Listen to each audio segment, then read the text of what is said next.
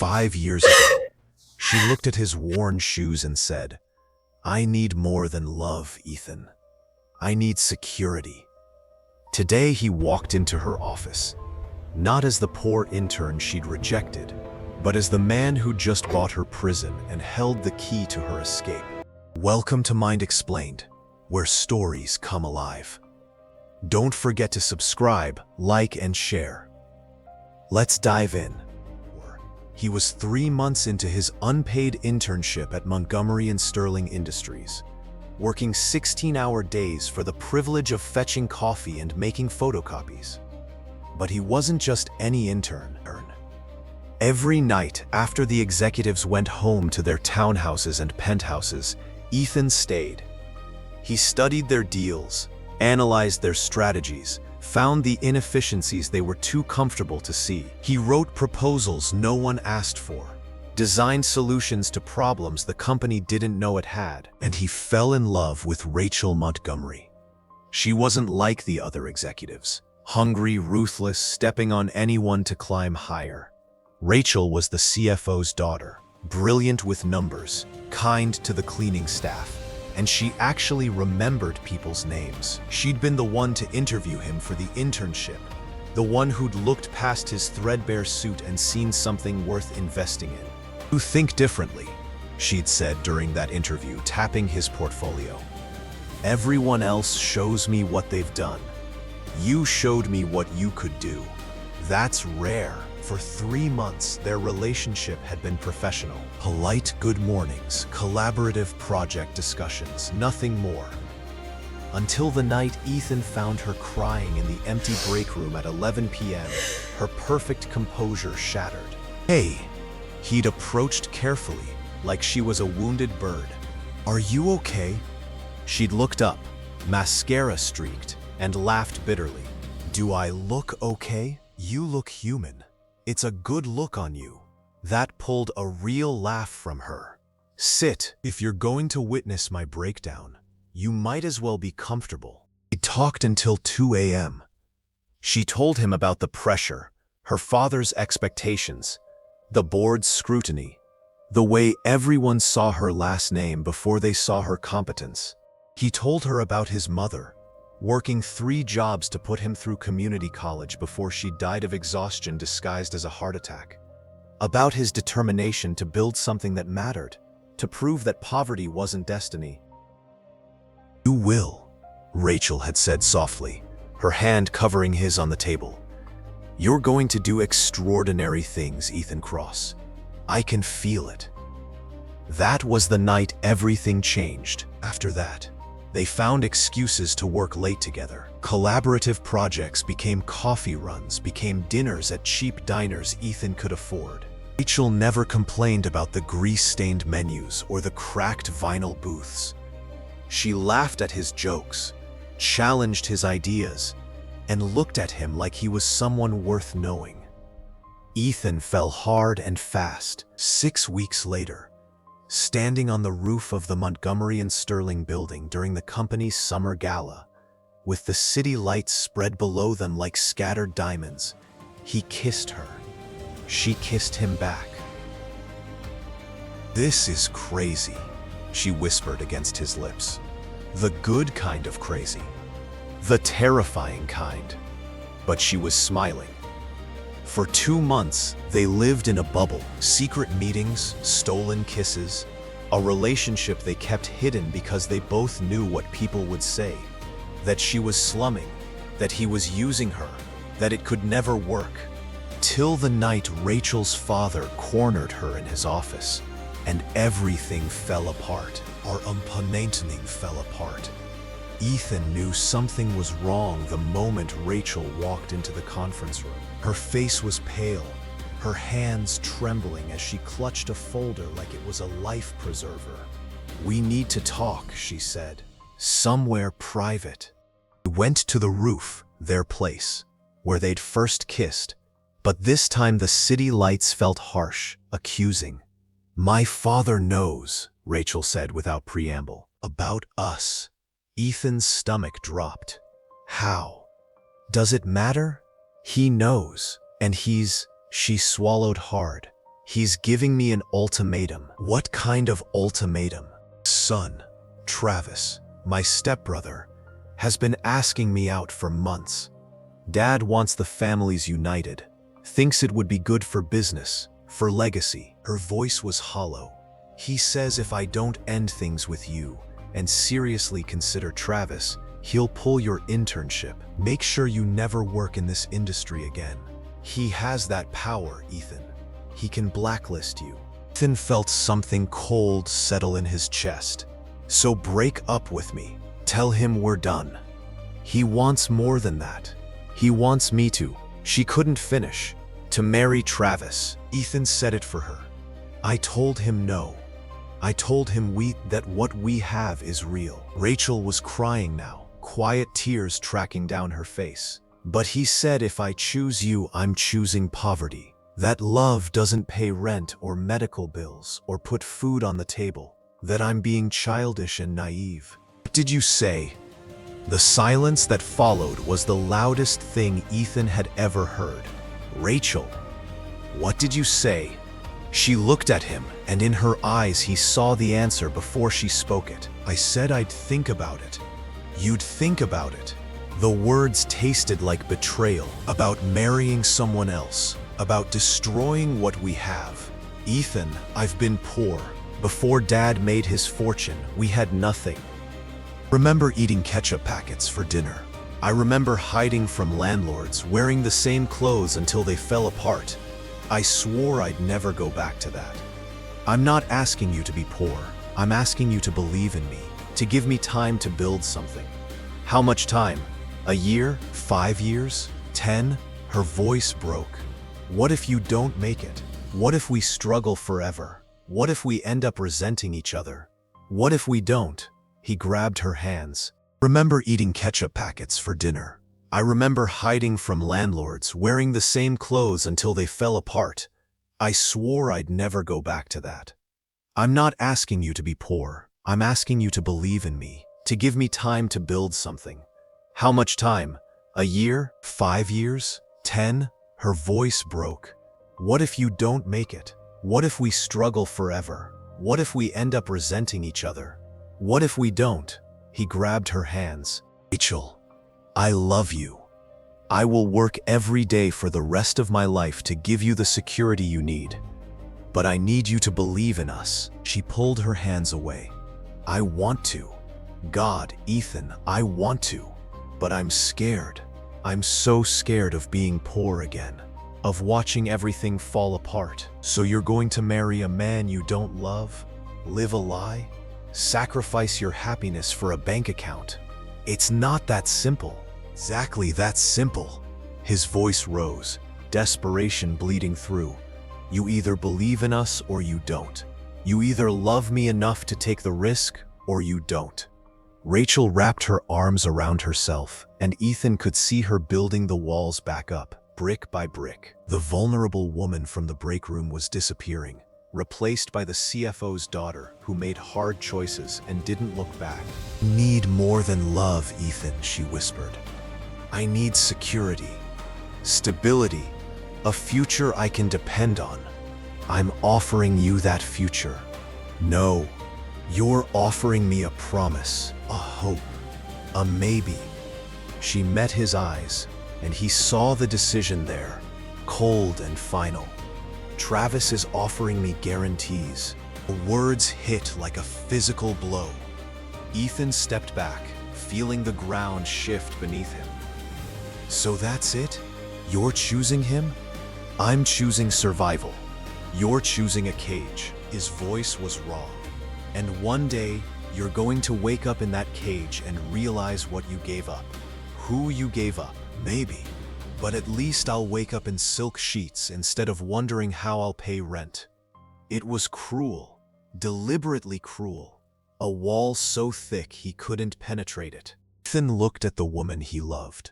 The woman who was choosing money over him, and felt something inside him harden. Not hatred, something colder, determination. You're right, he said quietly. You need security. And I can't give you that. Not yet. He pulled off the cheap watch she'd complimented once, the one his mother had given him. But I will. One day, I'm going to be everything you think you need, and you're going to realize you had it all along. He left the watch on the ledge and walked away. Rachel called after him. Ethan, wait! But he didn't stop. He walked down those stairs, out of that building, out of that life, and he didn't look back. Behind him, Rachel stood on the roof, holding his watch, crying for something she'd already lost. Ethan just walked away from the woman he loved because she chose money over their future. Have you ever had to walk away from someone, even though it broke your heart? Drop a comment with your story. Sometimes the hardest choices lead to the biggest transformations. 3 weeks later, Ethan sat in a cramped studio apartment in Brooklyn, eating ramen and staring at his laptop. His internship had ended. Budget cuts, they'd called it. Though he knew better, he had $89 left to his name, student loans breathing down his neck, and a heart that felt like broken glass. His phone buzzed, a text from a number he hadn't deleted but should have. Rachel, I'm getting engaged next week. Dad's throwing a party. I wanted you to hear it from me. Rachel, I'm sorry, Ethan, for everything.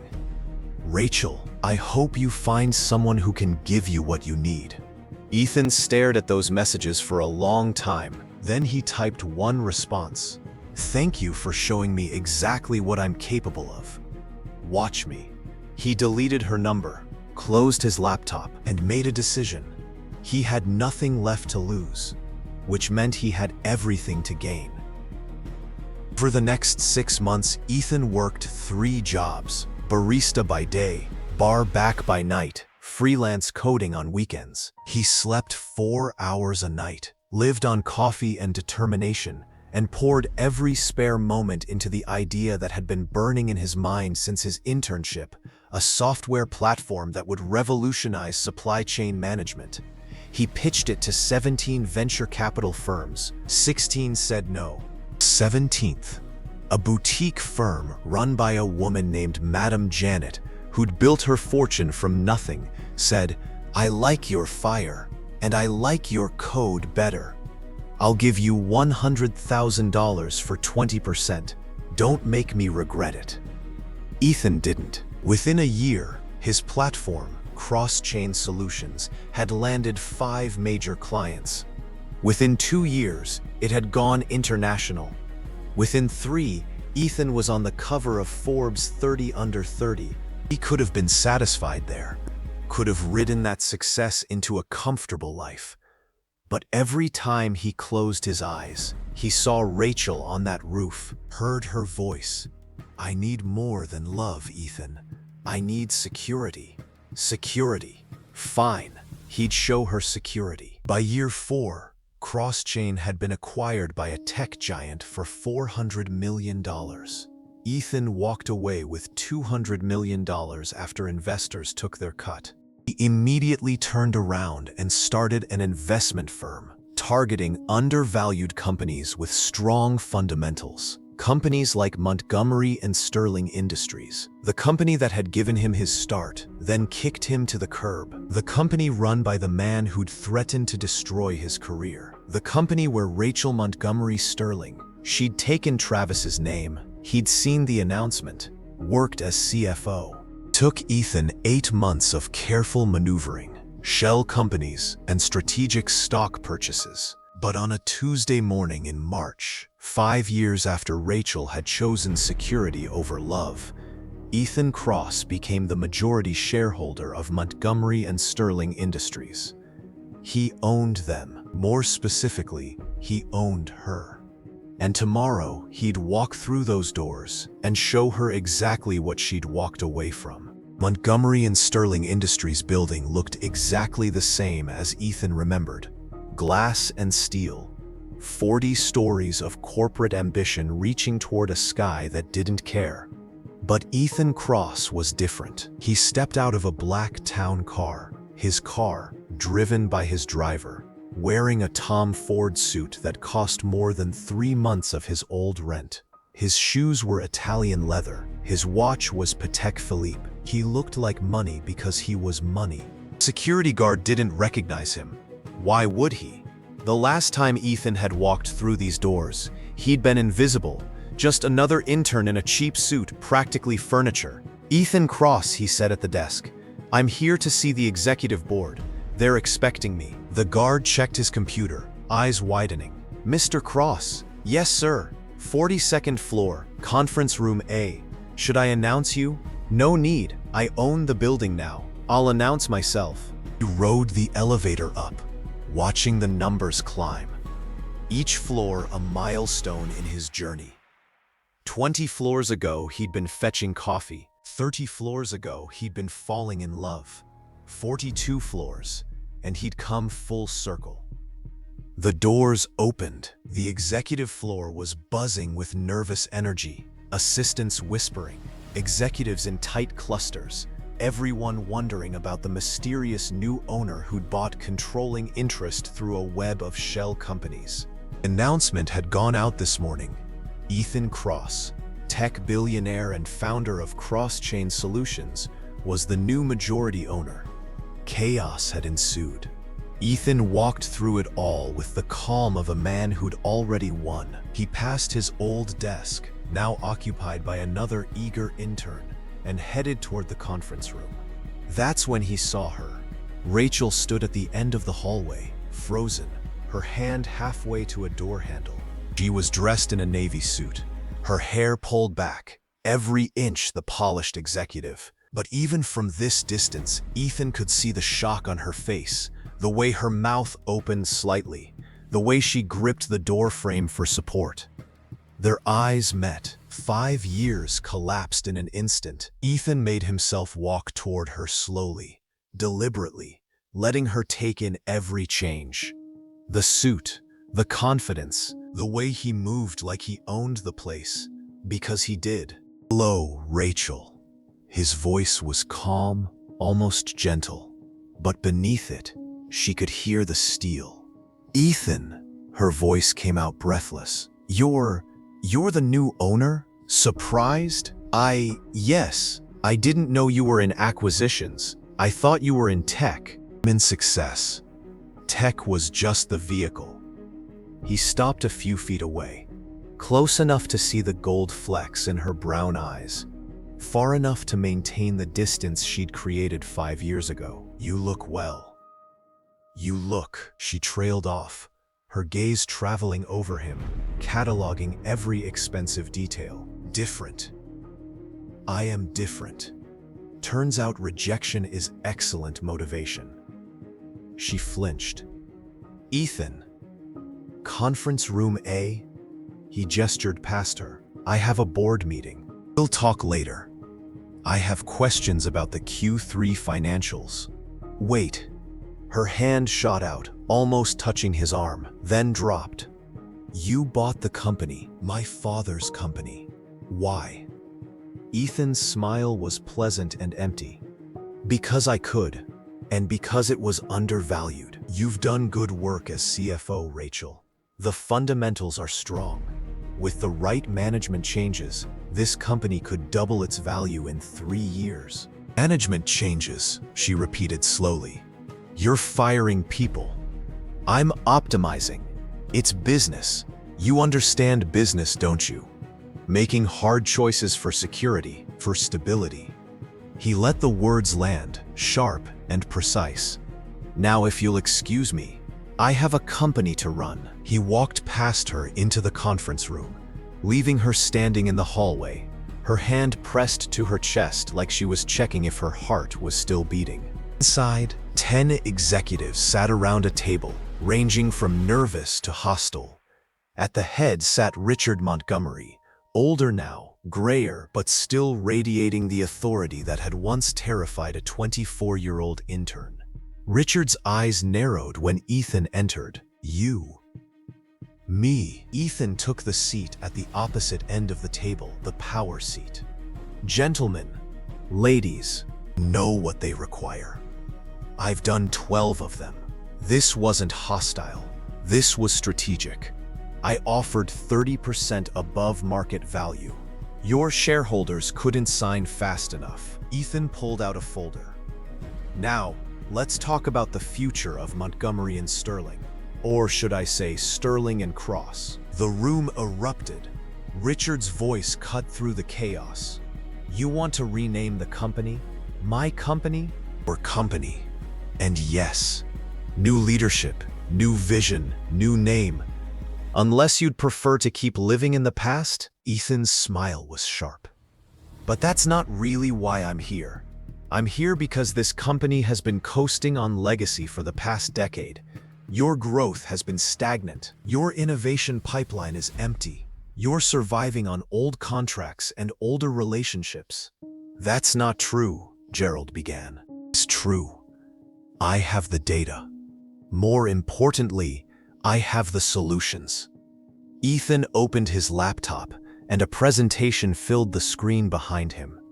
I'm proposing a complete restructuring, new divisions, new technology integration, new partnerships, and unfortunately, that means new leadership in key positions.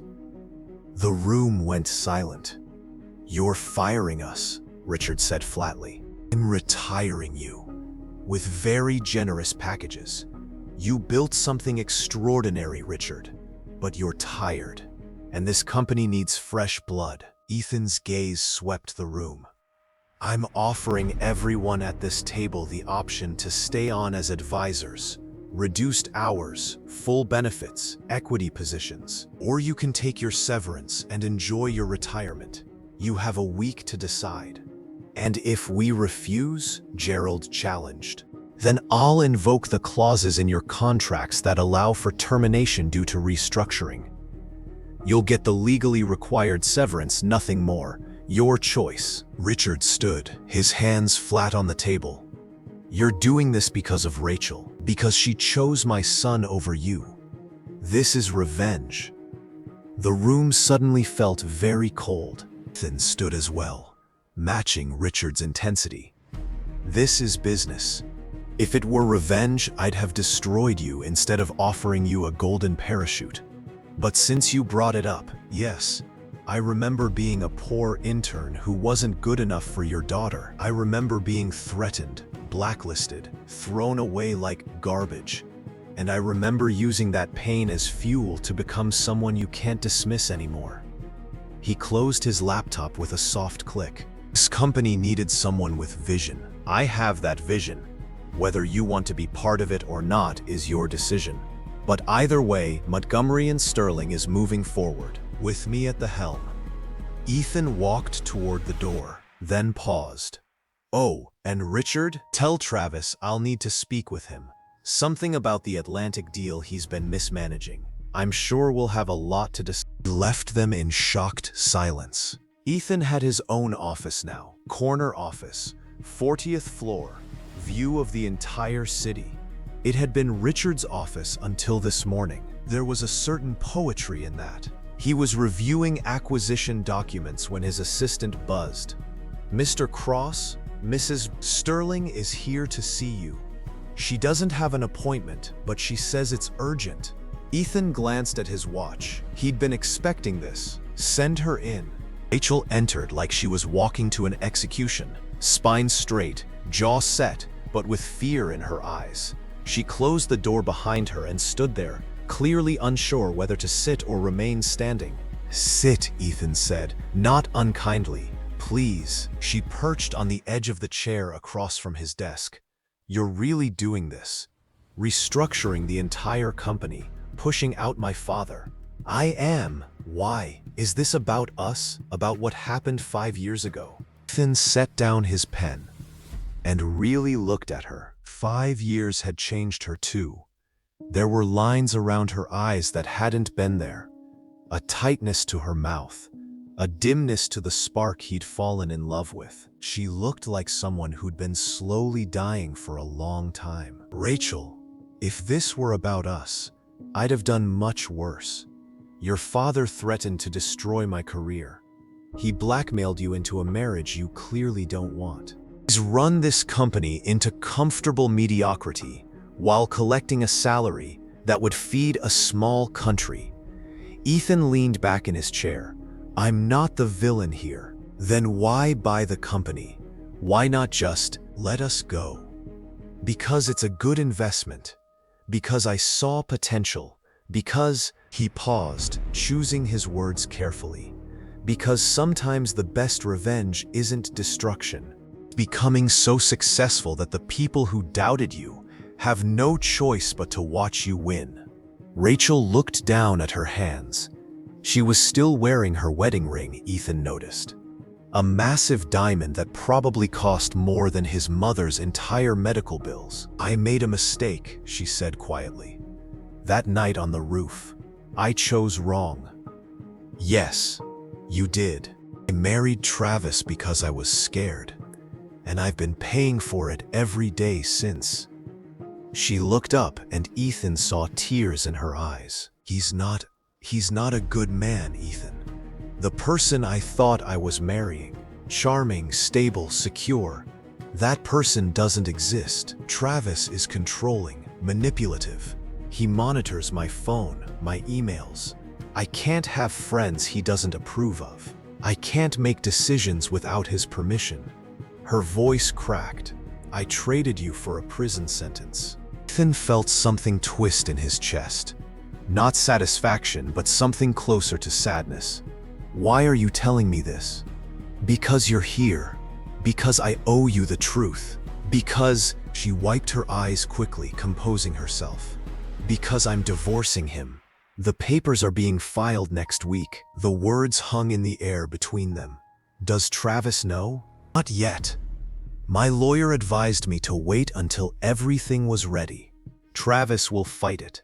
He'll try to use my father's influence, company resources, anything he can leverage. She met Ethan's eyes. That's why I'm here. I need to know. Are you going to help him? Use your position as majority owner to pressure me to stay married? Because if you are, I need to know now so I can figure out my next move. Ethan stood, walked to the window, looked out at the city he'd conquered. What do you think I am, Rachel? Some villain who'd trap a woman in a bad marriage out of spite. I don't know what you are anymore. You're not the intern I knew. You're someone else now. I'm someone you created, he said without turning around. You wanted me to be more? Congratulations, you got your wish. I wanted you to be happy, successful, but not, she struggled for the words. Not this hard, not this cold. Now he turned. I'm not cold. I'm just not that boy who loved you anymore. That boy died on a roof 5 years ago when you chose money over him. I chose wrong. The words burst from her. I know that. I've known it for 5 years. Every morning I wake up next to a man who sees me as property. I know I chose wrong. Every time I remember how you looked at me, like I was extraordinary, like I mattered. I know what I gave up. She was crying now, really crying. But I was scared, Ethan. I was so scared of being poor again, of struggling, of watching everything fall apart. And I thought if I married Travis, I'd be safe. Are you safe? She laughed bitterly. I'm in a cage made of gold. Is that safe? Ethan crossed back to his desk, opened a drawer, pulled out a folder. He'd been carrying it for 3 days, debating whether to use it. He slid it across the desk to Rachel. What's this? She asked. Open it. She did. Her eyes widened as she flipped through the pages. Legal documents, financial records, photographs. She looked up, confused. This is Travis's affair. Multiple affairs. Hotel receipts, text messages, photographs. She paged through more. And financial records. He's been embezzling from the Atlantic deal, routing money through shell companies. This is enough to guarantee your divorce goes smoothly, and to have him arrested for fraud. Ethan's voice was matter of fact. I had investigators compile this over the past month. Once I knew I was buying the company, I wanted to know exactly what kind of people I was dealing with. Travis is sloppy, arrogant. He thought his name would protect him. Why? Rachel whispered. Why did you do this? Why help me? Ethan looked at her for a long moment. Because I'm not him. I'm not Travis. I'm not your father. I'm not any of the men who saw you as a possession. I'm the man who fell in love with a brilliant, kind woman who was too scared to believe in herself. Even though she broke my heart, even though she chose the worst possible path, I don't want her trapped. The tears were streaming down Rachel's face now. Ethan, this isn't forgiveness, he cut her off, and it's not a second chance. This is me giving you the tools to save yourself. What you do with them is your choice. File for divorce. Use this evidence. Get free. Or don't. But don't do it for me. Do it for the woman you used to be. One who was brave enough to stay late, to challenge ideas, to dream bigger than her fear. He stood, signaling the conversation was over. Take the folder. Talk to your lawyer. And Rachel, yes, you were right that night. You did need security, but you were looking for it in the wrong place. Security doesn't come from someone else's bank account. It comes from knowing your own worth and refusing to settle for less. Rachel stood, clutching the folder like a life raft. What happens now? With us? With the company? With the company? We move forward. I restructure, we innovate, we grow. With us, he smiled sadly. There is no us, Rachel. There's you, making your choices, and me making mine. Maybe someday we'll be ready to be in the same room without all this history. But that day isn't today. He nodded, understanding. Thank you for this, for seeing me, even after everything. I always saw you, Rachel. That was never the problem. She walked to the door, paused with her hand on the handle. For what it's worth, I'm proud of you, of everything you've built. You were right. You did become everything I thought I needed. But more than that, you became everything you needed. And that's more impressive than any dollar amount. And she was gone. Ethan stood alone in his corner office, surrounded by the trappings of success, and felt exactly like what he was. A man who'd won everything and nothing all at once. Thanks for watching. Hit subscribe to get notified for part 2 and drop a comment.